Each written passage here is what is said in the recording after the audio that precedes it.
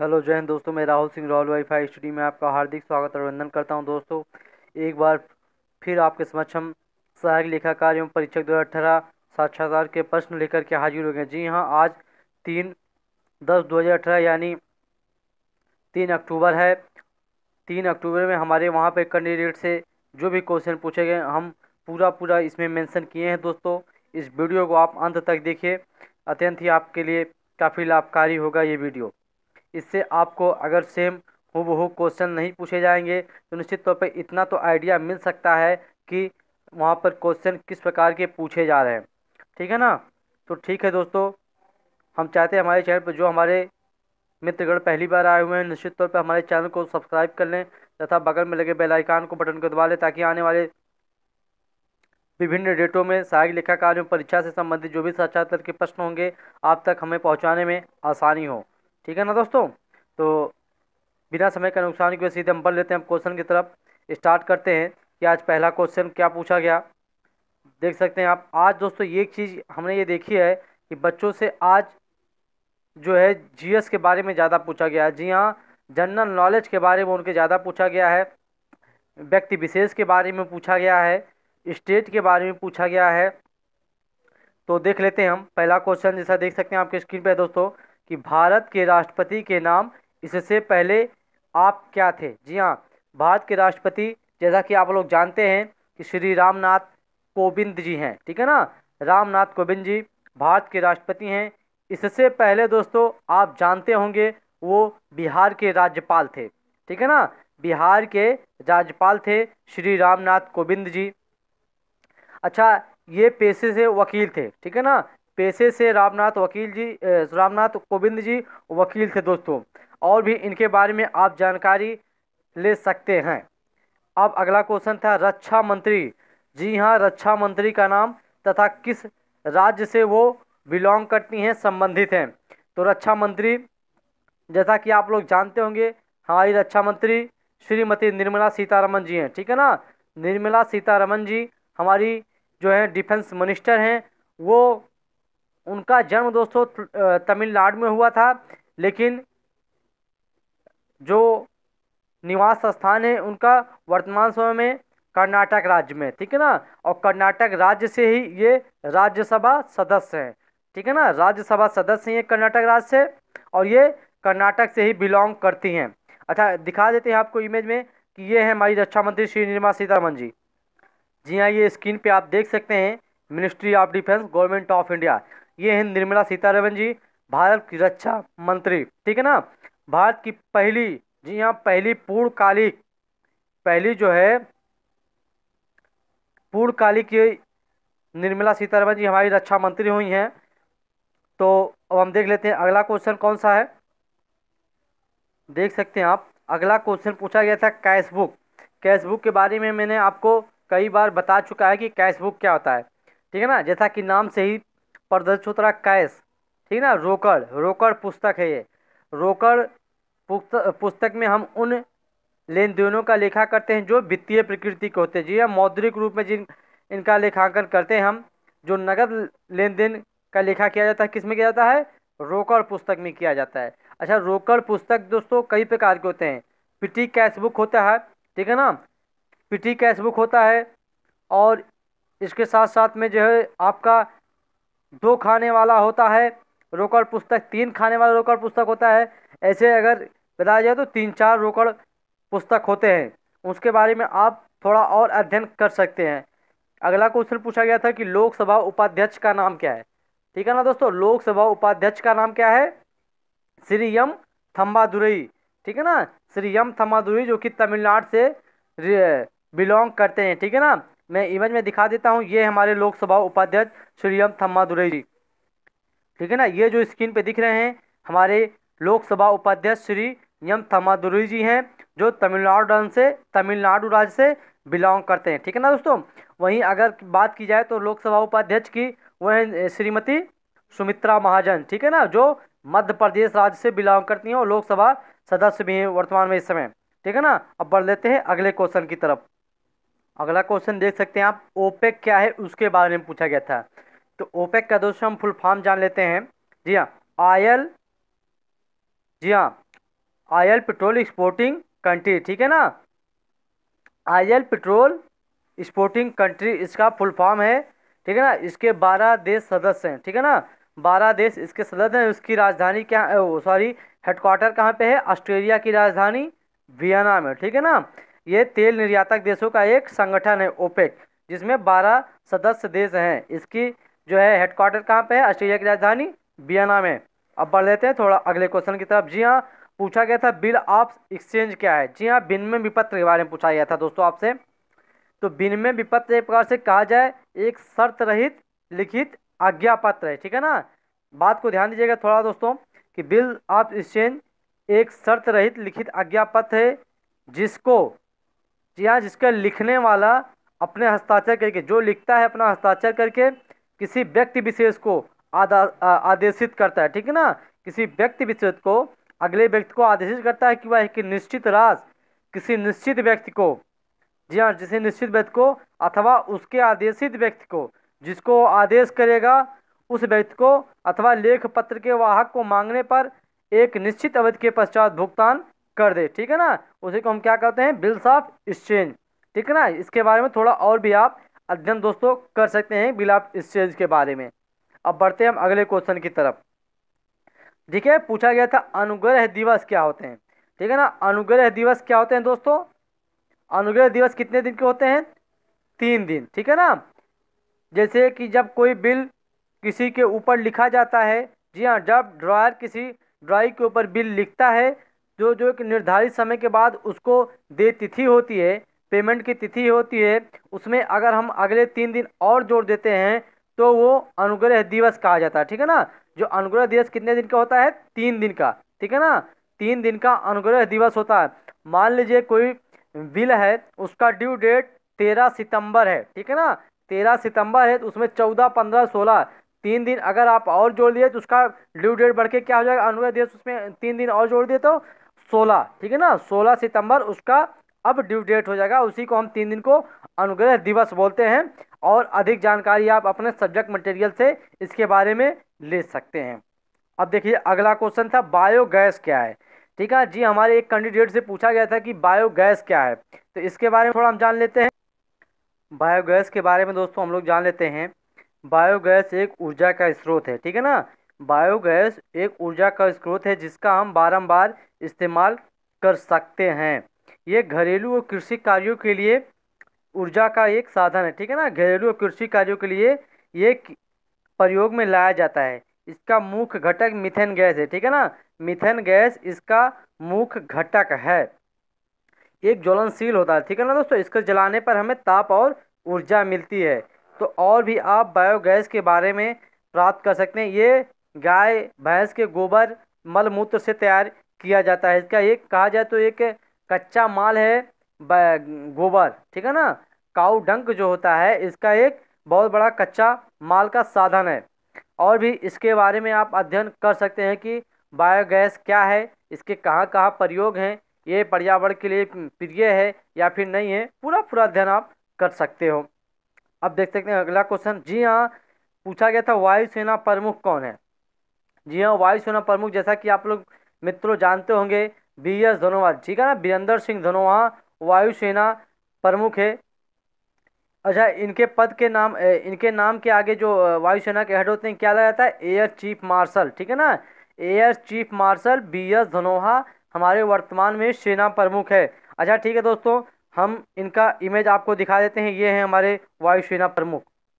जी हाँ, आप स्क्रीन पे देख सकते हैं, ये हैं हमारे वायुसेना प्रमुख air chief marshal BS Dhanoa, Birendra Singh Dhanoa ji, ठीक है ना। ये हैं बीरेंद्र सिंह धनोआ जी। अब बढ़ लेते हैं हम अगले क्वेश्चन की तरफ मित्रों।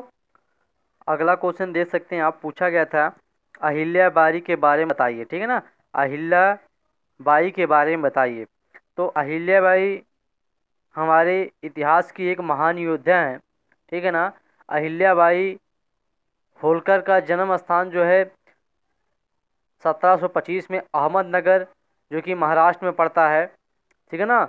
जामखेड़ अहमदनगर इनका जन्म स्थान है। ये एक हिंदू जात से संबंध रखती थी। ये आगे चल कर के एक सेना प्रमुख के रूप में भी इन्होंने काम किया है। इनका विवाह जो हुआ था होलकर घराना, ठीक है, जो होलकर घराना से इनका विवाह हुआ था, जो मराठा समुदाय से संबंध रखता था। इनके जो पति का नाम जो था खांडेराव होलकर, ठीक है ना, खांडेराव होलकर इनके पति का नाम था। 29 वर्ष की आयु में इनके पति का निधन हो गया था और लगभग 9 साल, ठीक है, 9 साल के उम्र में इनका विवाह हो गया था, ठीक है ना, 9 साल की उम्र में इनका विवाह हो गया था दोस्तों। और भी बहुत सी बातें इनके बारे में हैं। एक बहुत ही चरित्र और सरलता से मल्हार व्यक्ति थी। ये कमांडर के तौर पर भी काम करती थी, ठीक है ना। ये पेशवा, जी हाँ, पेशवा बाजीराव की सेना में एक कमांडर के तौर पर काम करते थे। तो और विभिन्न जानकारियाँ इनके बारे में हैं, आप और भी इनके बारे में पढ़ सकते हैं, अहिल्याबाई जी के बारे में। और हम बढ़ते हैं अगले क्वेश्चन की तरफ। देख सकते हैं आप, ये क्वेश्चन पूछा गया था कि महाराष्ट्र के सीएम एवं गवर्नर कौन है, ठीक है ना। महाराष्ट्र के मुख्यमंत्री और राज्यपाल कौन है। जैसा कि आप लोग भाई जानते होंगे, महाराष्ट्र के सीएम जो है श्री देवेंद्र फडणवीस जी हैं तथा गवर्नर श्री विद्यासागर राव, ठीक है ना, चेन्नई विद्यासागर राव जी वहाँ के गवर्नर हैं। अब बढ़े थे अगले क्वेश्चन की तरफ। संसद के अंग, ठीक है, संसद कितने भाग होता है। जी हाँ, जैसा कि आप लोग जानते हैं, निम्न सदन और उच्च सदन, ठीक है ना। राज्यसभा को हम क्या बोलते हैं, उच्च सदन, और लोकसभा को निम्न सदन, ठीक है ना। अच्छा, राज्यसभा में कुल कितनी सीटें हैं, 250, ठीक है ना। 238 जो है निर्वाचित होते हैं निर्वाचक मंडल के द्वारा, और जिसमें 12 सदस्य जो हैं राष्ट्रपति के द्वारा मनोनीत किए जाते हैं, जो कि कला, साहित्य, खेल से संबंधित होते हैं। वहीं लोकसभा की बात कर लें तो टोटल कितनी सीटें हैं, 552, ठीक है ना। और जिसमें से 550 सीटें जनता के द्वारा निश्चित की जाती हैं, 2 सीटें एंग्लो इंडियन से होते हैं, जो कि राष्ट्रपति द्वारा मनोनीत किए जाते हैं लोकसभा सदस्य। और भी आप संसद के बारे में पढ़ सकते हैं। अच्छा, ये क्वेश्चन पूछा गया था कि एक हमारे कैंडिडेट से सर्जिकल स्ट्राइक के बारे में बताइए, ठीक है ना। जब सर्जिकल, जैसा कि आप लोग जानते हैं, अभी सर्जिकल स्ट्राइक के दिवस के रूप में एक एनडीए सरकार बनाई थी। जी हाँ, हमारी सेना ने पाकिस्तान के ऊपर जो है एक सर्जिकल स्ट्राइक की थी। तो और भी इसके बारे में आप जानकारी ले सकते हैं। सर्जिकल स्ट्राइक दोस्तों एक प्रकार से कहा जाए, इसका एक उद्देश्य होता है कि एक जो चीज़ निशाना बनाया गया है उसी पे काम करना है। उनके अटैक से किसी और दूसरे को नुकसान ना होने पाए, उसे हम सर्जिकल स्ट्राइक बोलते हैं, सर्जिकल स्ट्राइक, ठीक है ना। और भी दोस्तों हमें ज़्यादा कंफर्मेशन इसके बारे में नहीं है, और भी आप अच्छी तरीके से सर्जिकल स्ट्राइक के बारे में पढ़ सकते हैं। अच्छा, ये देख सकते हैं आप, बेटी बचाओ बेटी पढ़ाओ योजना के बारे में पूछा गया था। बेटी पढ़ाओ बेटी बचाओ बेटी पढ़ाओ योजना के बारे में पूछा गया था दोस्तों। जैसा कि आप लोग जानते हैं, प्रधानमंत्री मोदी जी ने जी हाँ 22 जनवरी 2015 को इसका शुभारंभ किया था। इसका उद्देश्य दोस्तों, जी हाँ, इम्प्रूवमेंट इन जेंडर रेशियो, ठीक है ना, जी हाँ, रेशियो, जेंडर रेशियो को सुधार करने के लिए योजना स्टार्ट की गई थी, बेटी बचाओ बेटी पढ़ाओ। और इसके कई अंग हैं, सुकन्या समृद्धि योजना जैसे कि है, और भी ऐसे कई योजनाएं बेटी बचाओ बेटी पढ़ाओ योजना के संबंध में। अगर हम कहा जाए कि रेशियो अगर सबसे कम किस राज्य का है, हरियाणा, ठीक है ना, हरियाणा राज्य का जो है रेशियो, जेंडर रेशियो बहुत कम है। और सबसे अच्छा जेंडर रेशियो किस प्रदेश का है, केरला का, ठीक है ना। और भी आप बेटी बचाओ बेटी पढ़ाओ योजना के बारे में अध्ययन कर सकते हैं। अब देखते हैं, जी हाँ, अक्रूड इनकम पूछा गया था। अक्रूड इनकम कौन सा, हिंदी में कहा जाए तो उपार्जित अथवा अप्राप्य आय, ठीक है ना। अब इसके बारे में हम पढ़ लेते हैं। ऐसी आय, जी हाँ, ऐसी आय जो अंतिम खाते बनाने की अवधि में, ठीक है ना, ऐसी आय जो अंतिम खाते बनाने की अवधि में अर्जित तो की जा चुकी हो। हम फाइनल अकाउंट बना रहे हैं और वो आय अर्जित हो चुकी हो, किंतु उसका भुगतान प्राप्त ना हुआ हो, ठीक है ना। अर्जित तो की जा चुकी हो लेकिन उसका भुगतान प्राप्त ना हुआ है, उसे हम उपार्जित अथवा अप्राप्य आय कहलाते हैं, अक्वर्ड इनकम कहते हैं। लेखा अवधि में जी हाँ, ये कि लेखा अवधि में सभी उपार्जित आय को हिसाब में सम्मिलित करने के लिए समायोजन करना आवश्यक होता है। अच्छा, इसकी एंट्री कहाँ पे होती है दोस्तों, ये इंपॉर्टेंट है। लाभ हानि खाते के क्रेडिट साइड में से दिखाया जाता है, ठीक है ना। एक्वायर्ड इनकम को लाभ हानि खाते के क्रेडिट साइड में दिखाते हैं और फिर उसको बात कहाँ पे, जी हाँ, बैलेंस शीट के संपत्ति पक्ष में दिखाएंगे, ठीक है ना। बैलेंस शीट के संपत्ति पक्ष में इसे दिखाया जाता है। अब अगला क्वेश्चन है सौभाग्य योजना, ठीक है ना। सौभाग्य योजना के बारे में पूछा गया था आपसे, तो सौभाग्य योजना के बारे में दोस्तों हम थोड़ा चर्चा कर लेते हैं, ठीक है दोस्तों। सौभाग्य अगर इसका कहा जाए तो पूरा फुल फॉर्म है प्रधानमंत्री सहज बिजली हर घर योजना, ठीक है ना। प्रधानमंत्री सहज बिजली हर घर योजना, ये भारत सरकार की एक प्रोजेक्ट है दोस्तों, जिसका उद्देश्य electricity to all household, ठीक है ना, सभी घरों को बिजली पहुंचाने का एक प्रदान करने का एक भारत सरकार की बहुत बड़ी महत्वपूर्ण योजना है। इस योजना का घोषणा जो है सितंबर 2017 में हमारे प्रधानमंत्री श्री नरेंद्र मोदी जी के द्वारा किया गया था, ठीक है ना। और कहा जाए तो ये योजना कहीं न कहीं हर घर में बिजली पहुंचाने की एक ही बहुत ही बड़ी योजना है। लगभग 16,320 करोड़ रुपया इस योजना पर सरकार जो है अलॉट की थी और भी उसमें बढ़ोतरी की गई दोस्तों। तो ये थी सौभाग्य योजना। वहाँ आपको इंटरव्यू में बहुत ज़्यादा बताने की ज़रूरत नहीं है कि आप बहुत ज़्यादा डिटेल में चले जाइए, क्योंकि आप दोस्तों जितना फंसते जाएंगे वो इतना आपको लपेटते जाएंगे। तो सटीक में आप जवाब दीजिए। इसका फुल फॉर्म है प्रधानमंत्री सहज बिजली हर घर योजना। इसका स्टार्ट सितंबर 2017 में हमारे प्रधानमंत्री श्री नरेंद्र मोदी जी के द्वारा किया गया। इसका उद्देश्य जो है हर घर में बिजली पहुंचाने का एक बहुत बड़ा इसका उद्देश्य है, ठीक है ना। और हम देख लेते हैं अगला क्वेश्चन, वित्तीय विवरण क्या है, ठीक है ना। वित्तीय विवरण के बारे में दोस्तों आपसे पूछा गया था, तो वित्तीय विवरण क्या है दोस्तों। वित्तीय विवरण के बारे में हम ये कह सकते हैं कि वित्तीय विवरण फाइनेंशियल स्टेटमेंट जो है किसी भी कंपनी की वित्तीय स्थिति की तस्वीर दिखाता है, ठीक है ना। उसकी कहा जाए तो उसकी पोजीशन को दिखाता है।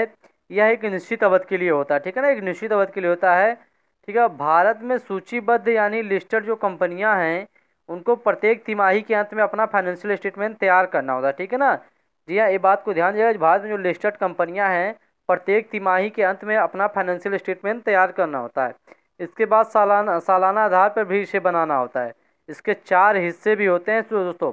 जी हाँ, फाइनेंशियल स्टेटमेंट के 4 हिस्से होते हैं, बैलेंस शीट, इनकम स्टेटमेंट और नकदी का प्रवाह व एक्सप्लेनेटरी नोट, ठीक है ना। इसके 4 जो है हिस्से होते हैं। और भी आप फाइनेंशियल स्टेटमेंट के बारे में पढ़ सकते हैं वित्तीय विवरण के।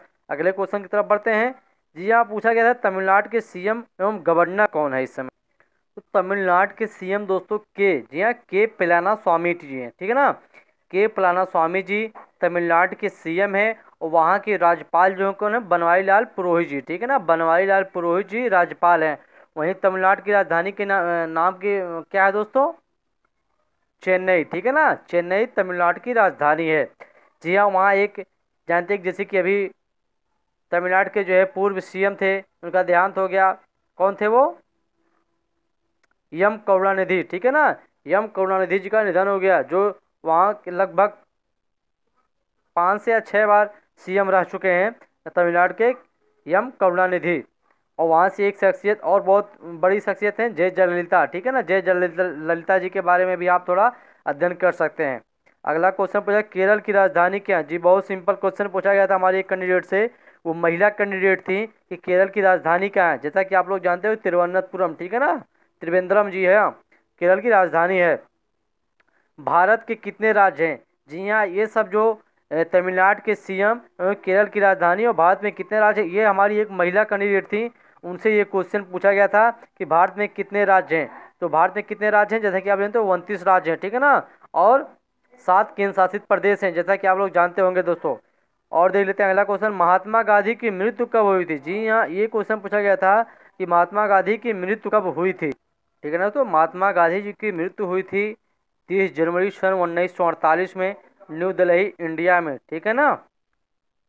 तो इनके बारे में, महात्मा गांधी के बारे में कौन नहीं जानता। जैसा कि आप लोग जानते हैं अभी कल ही उनका 150वीं जयंती महात्मा गांधी जी के मनाई गई है दोस्तों। जी हाँ, अगला क्वेश्चन हम देख लेते हैं, दिल्ली के उपराज्यपाल कौन है? जी हाँ, दिल्ली के उपराज्यपाल के बारे में पूछा गया था आपसे। ठीक है दोस्तों, अच्छा पूछा गया दिल्ली के उपराज्यपाल कौन है।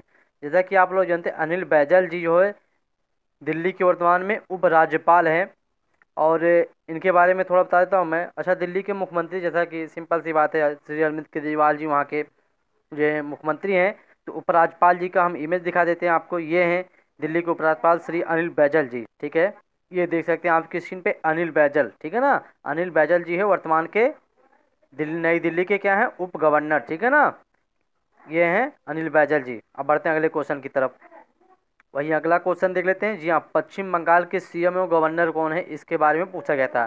तो ये सिंपल सी बात है, जैसा कि मित्रों आप जानते होंगे कि पश्चिम बंगाल के मुख्यमंत्री श्री ममता बनर्जी जी और गवर्नर श्री केशरीनाथ त्रिपाठी जी, जो अपने उत्तर प्रदेश राज्य से बिलोंग करते हैं। ठीक है ना। और अगला क्वेश्चन पूछा गया था, बिहार के राज्यपाल कौन बने हैं। ठीक है ना, जैसा कि आप लोग जानते हैं कि अभी लेटेस्ट में ही हमारे जो है लखनऊ के पूर्व सांसद श्री लालजी टंडन जी बिहार के राज्यपाल बनाए गए हैं। तो ये थे महत्वपूर्ण क्वेश्चन जो आज यानी 3 अक्टूबर को असिस्टेंट अकाउंटेंट के इंटरव्यू में आपसे पूछे गए थे दोस्तों।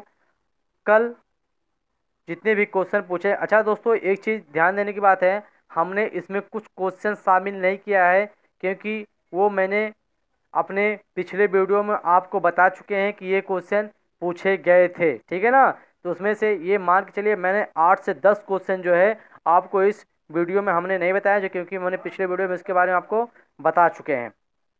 और तो फिर ठीक है, कल मिलते हैं हम लोग अगले वीडियो में। कल के क्वेश्चन कौन से इंपॉर्टेंट क्वेश्चन होंगे उसके बारे में फिर चर्चा करेंगे दोस्तों। ठीक है ना, तो निश्चित तौर पर अगर वीडियो आपको अच्छी लगी हो तो इसे लाइक करिए और शेयर करिए अपने व्हाट्सएप ग्रुप में जो भी स्ट्रीट से रिलेटेड हो। तो ठीक है दोस्तों, ओके, बहुत बहुत धन्यवाद।